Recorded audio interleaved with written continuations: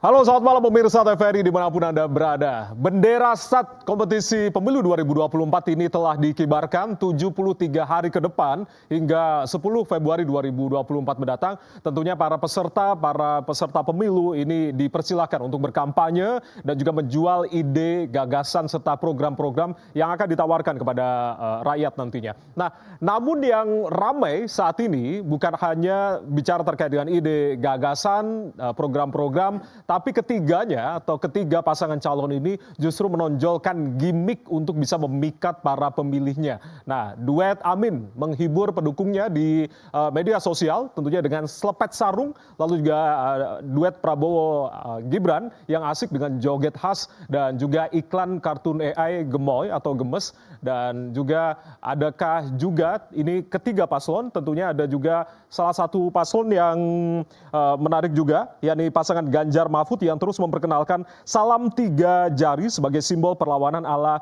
film Hunger Games. Nah, berbicara terkait dengan gimmick-gimmick ini, apakah ini sebuah strategi ketiga paslon untuk tentunya memikat para pemilihnya? Dan berbicara terkait dengan gimmick ini, jangan sampai kita disuguhkan dengan beragam gimmick tapi tanpa adu ide dan juga gagasan. Malam hari ini kita akan bahas terkait dengan gimmick politik ini dengan judul Gimmick Politik Laris Manis. Sudah hadir di studio TVRI tentunya sejumlah narasumber yang nanti kita juga akan ajak diskusi di malam hari ini. Sebelum saya akan perkenalkan satu persatu, saya akan ingatkan kepada Anda saudara, kami Televisi Republik Indonesia mengingatkan untuk tetap menyalurkan hak suara Anda pada 14 Februari 2024 karena satu suara ini cukup berpengaruh untuk masa depan Indonesia ke depannya. Sudah hadir di sebelah kanan saya Kang Gunggun Herianto, pakar komunikasi politik. Kang Gunggun, Assalamualaikum, selamat malam. Waalaikumsalam, selamat malam. Sudah hadir malam hari ini. Dan juga sebelah kanannya ini Mas Gradi Nagara, juru bicara muda Timnas Amin. Mas Gradi, selamat malam. Assalamualaikum. Selamat malam, waalaikumsalam. Terima kasih sudah hadir malam hari ini. Sama-sama. Sebelahnya Mbak Saraswati Joy Hadikusumo, Ketua Tim Fanta TKN Prabowo Gibran. Mbak Sar, Assalamualaikum. Wakil Komandan. Wakil Komandan. Nanti adanya oke. saya langsung di... Selamat malam semuanya. Wakil Komandan, saya ulangi lagi Wakil Komandan Tim Fanta ya. TKN Prabowo Gibran. Dan juga sebelah kanannya Mas Bagas, ada Dirga, Wakil Ketua TPN Ganjar Mahfud. Mas Bagas, selamat malam. Malam Mas. Salam sehat, terima kasih sudah bergabung. Dan juga Mbak Fani Caniago, Kepala Divisi Riset Indonesia Indikator. Mbak Fani, Assalamualaikum, selamat malam. Waalaikumsalam, selamat malam Mas. Baik, terima kasih sudah bergabung malam hari ini. Saya akan putarkan, ini adalah potongan dari masing-masing gimmick pasangan paslon yang hari ini ramai juga diperbincangkan di tengah masyarakat, selain juga ide, gagasan, dan juga program-program yang ditawarkan berikut ini. 3 fungsi sarung ala Amin. Nah, yang ketiga, sarung fungsinya untuk nyelepet nih, contohnya nih. Nyelepet. Nyelepet nih. Ya. Lumayan pedes. Ya, oke gas, tambah 2 torang gas.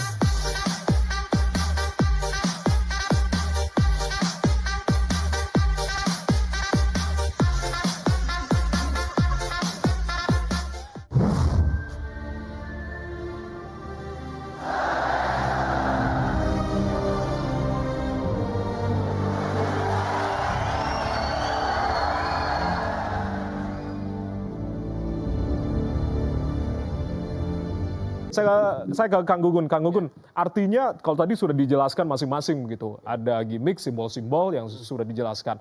Sebetulnya hal ini lumrah atau wajar dilakukan dalam kontestasi atau seperti apa? Sangat lumrah. Ini namanya dimensi emosional. Kan ada 2 dimensi dalam konteks pemasaran politik, khususnya campaign ya.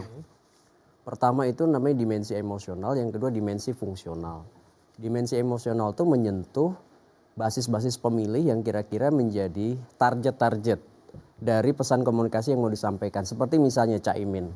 Kenapa pilihannya sarung? Selepet sarung tadi ya? Itu jelas yang dipersuasi seiring dengan keberadaan Caimin di situ adalah kelompok santri. Dan itu tebal sekali dalam basis pemilih di Indonesia. Salah satu halayak kunci yang patut dimenangi. Dan itu kemudian gimmick itu menyasar secara sosiokultural keberadaan mereka. Ya. Ini belum fungsional karena belum bicara program misalnya seperti yang disampaikan oleh Gibran ya. dana abadi pesantren misalnya, itu kan udah fungsional. Kalau ini baru emosional. Dan saya yakin semua kan tadi itu bicara aspek emosional. Emosional ya. Ya seperti misalnya tadi salam demokrasi. Ini kan memosisikan keterhubungan Pak Ganjar, Pak Mahfud dari orang biasa. Kan yang disasar adalah keumuman masyarakat yang biasanya bukan kelompok elit. Oke. Dalam piramida pemilih, yang paling tebal itu masyarakat biasa. Yang tengah, attentive publik yang sudah menikmati misalnya pendidikan bagus, ekonomi bagus, tetapi belum berpartisipasi penuh dalam politik. Baru yang di level puncak hierarki itu namanya kelompok elit seperti beliau-beliau nih, atau mungkin elit-elit partai ya yang sudah kemudian bisa jadi anggota legislatif, bisa jadi calon kepala daerah, atau mungkin di partai dia menduduki posisi-posisi strategis ya. Itu tentu yang diharapkan ya. Ini bisa kemudian mempengaruhi masyarakat awam yang lapisnya tebal di situ. Nah, yang tadi misalnya seperti Prabowo dengan Gibran, itu kan ada simbolisasi misalnya gemoy ya di situ. Itu kan ekspresi simbolik yang mendekatkan ke basis yang sebenarnya kerap kali tidak terlalu ingin politik itu serius. Yang itu 56,45% pemilih kita diisi oleh milenial dan Gen Z. Oke. Oleh karena itu maka pendekatan emosional ke mereka salah satunya tentu akan banyak treatment. Salah satunya adalah Lewat dengan gimmick-gimmick gimmick tadi. Tetapi ada dimensi kedua yang juga pasti akan mulai diverifikasi di 75 hari masa kampanye. Apa itu, Kang? Yaitu program, gagasan, nanti kemudian portofolio, kemudian argumentasi-argumentasi yang sifatnya dialektis. Karena kalau misalnya pasangan Amin punya gagasan pasti antitesis. Mana yang kemudian muncul sintesisnya. Dan ini menurut saya akan nanti kita lihat karena masa kampanye kita terbatas 75 hari. Berbeda dengan 2019 7 bulan, berbeda dengan 2014 15 sampai 16 bulan. Ini tentu memadatkan pesan dalam 75 hari itu tidak mudah. Makanya kemudian kita bisa melihat ada dua dimensi tadi yang kemudian narasinya bisa bermacam-macam. Nanti akan lebih masif eksesif lagi menurut saya pada saat 21 hari iklan di media massa. Nah, itu kan nanti tuh 21 hari. Akan ketahuan ya seperti apa nantinya? Ya termasuk kan debat. Kelompok-kelompok yang belum menentukan pilihan atau undecided voters itu kan masih menunggu juga. Misalnya rasional egosentris. Siapa rasional egosentris itu? Mereka yang akan mempertimbangkan Anda nawarin program UMKM apa, Anda nawarin ekonomi kreatif apa, Anda nawarin misalnya politik luar negeri Indonesia supaya lebih kredibel apa. Itu biasanya dipertimbangkan oleh rasional egosentrik. Ada yang kedua namanya rasional prospektif. Jadi 5 tahun ke depan Anda mau bawa apa? Perubahan apa? Ada lagi misalnya rasional sosiotropik. Problem solving hari ini ketidakpastian global secara ekonomi begini, Anda tawarannya apa? Nah jadi hal-hal ini nggak bisa diabein apalagi ini bukan head to head ya.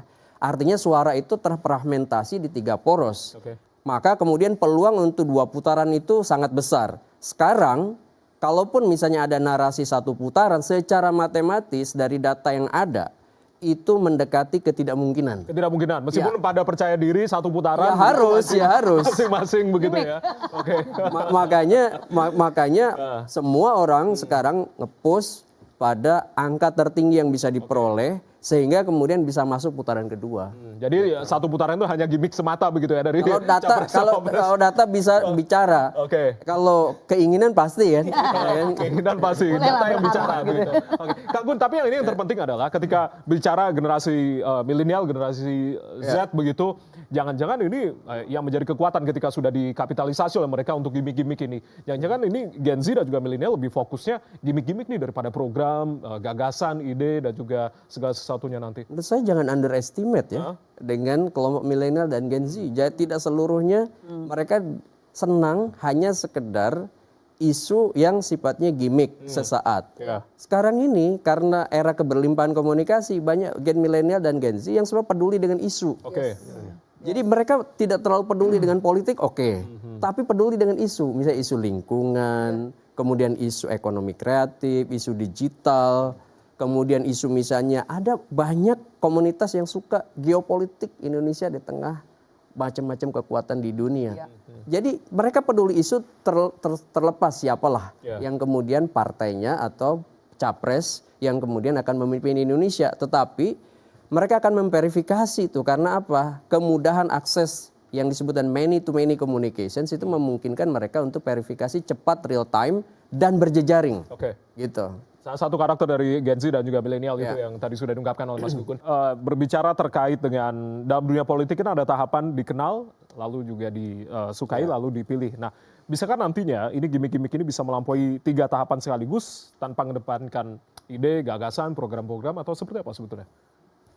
Jadi ini kan pola bukan pola linier tapi pola sirkular ya. Jadi tingkat keterkenalan, popularity, kemudian yang kedua tingkat penerimaan atau acceptability, di dalamnya ada tingkat kesukaan.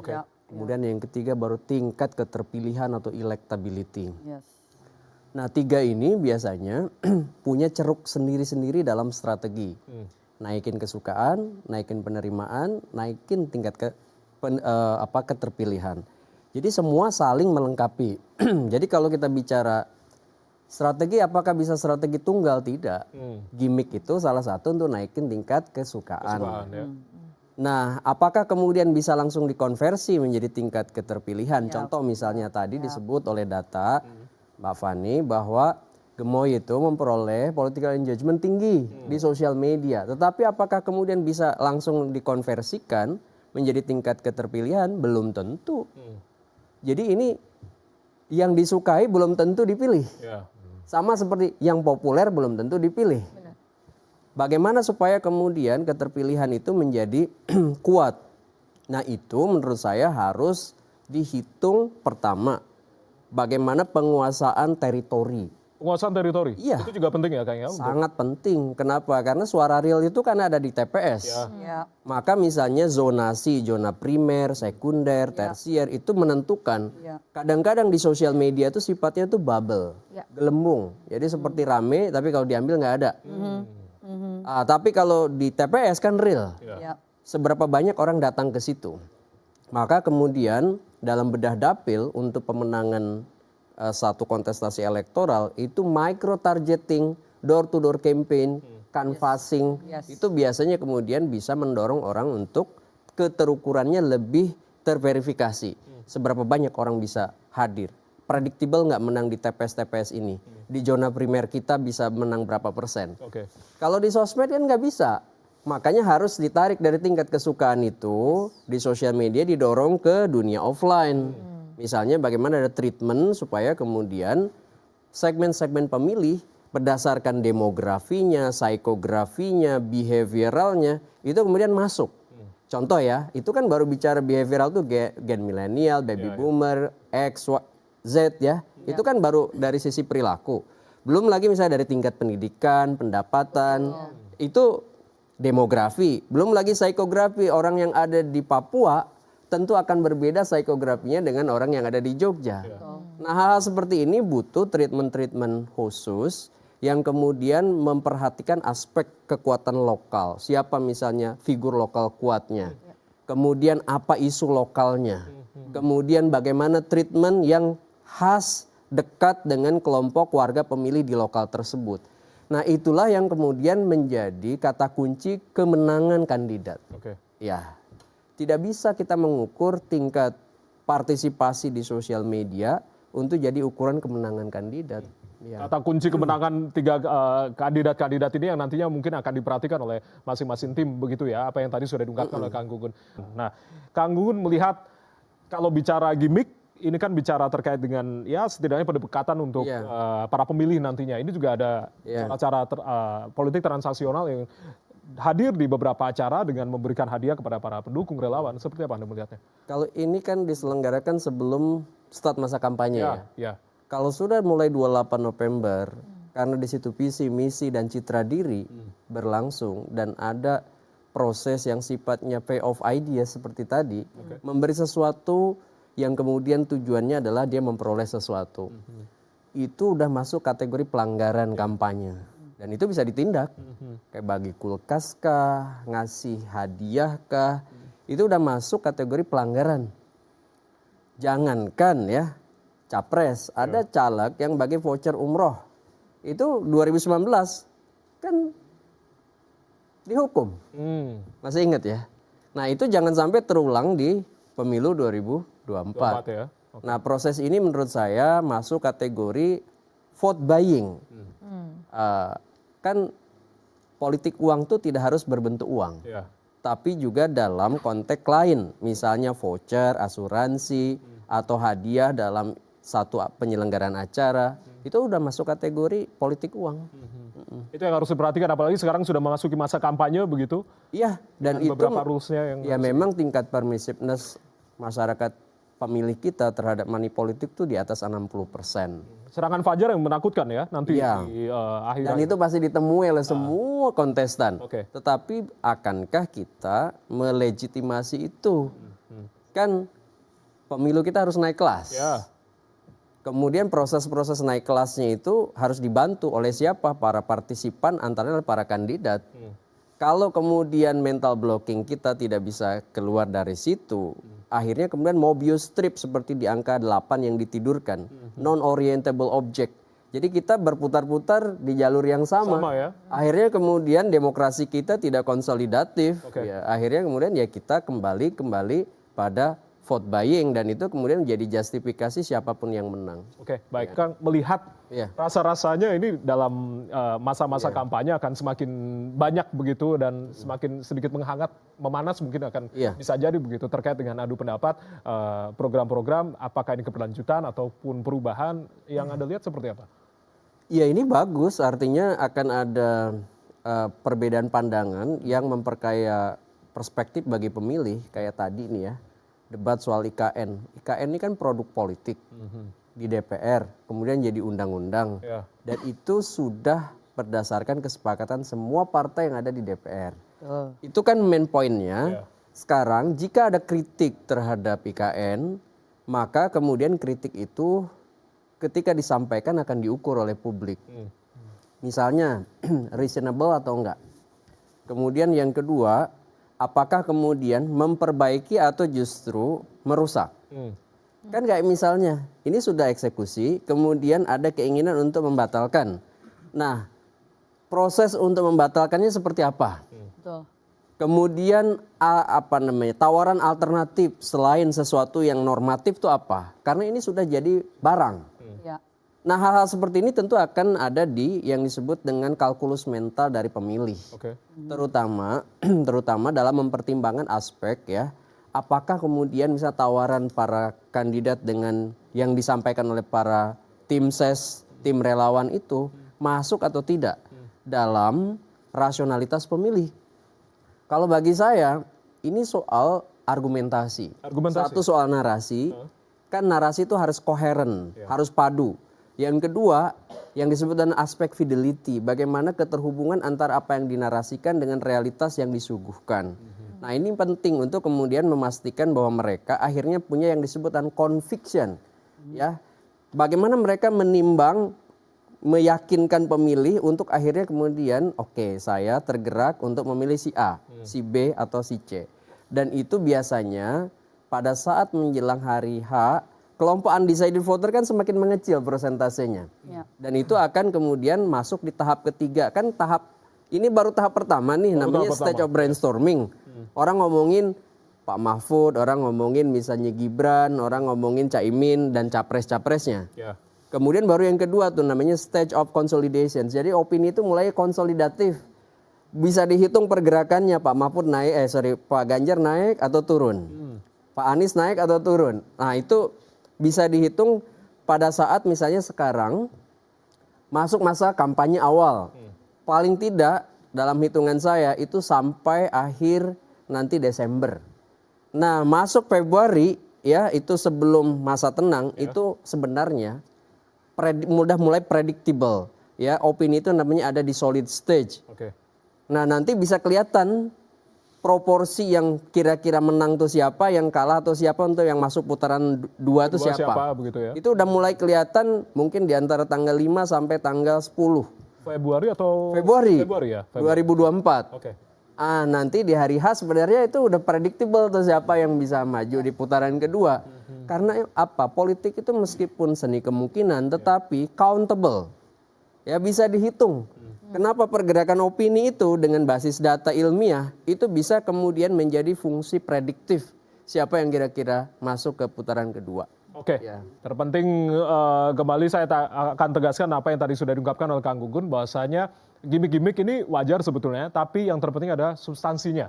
Visi misi, program kerja, ide, gagasan yang tentunya akan kita cermati bersama-sama dalam 73 hari ke depan dalam masa kampanye ini. Dan terima kasih Kang Gunggun sudah hadir, terima kasih Mas Gradi sudah hadir, Mbak Saras terima kasih, Mas Bagas terima kasih, Mbak Fani terima kasih, dan juga Gilbran tadi yang sudah tersambung via daring, juga terima kasih teman-teman dari BEM UGM yang sudah bergabung via daring. Dan akhir kata, kembali saya akan ingatkan kepada saudara bahwasanya jangan lupa untuk menyalurkan hak suara Anda pada 14 Februari 2024. Akhir kata, saya Ardianto Wijaya mewakili teman-teman yang bertugas mengucapkan terima kasih atas kebersamaan Anda. Selamat malam, sampai jumpa.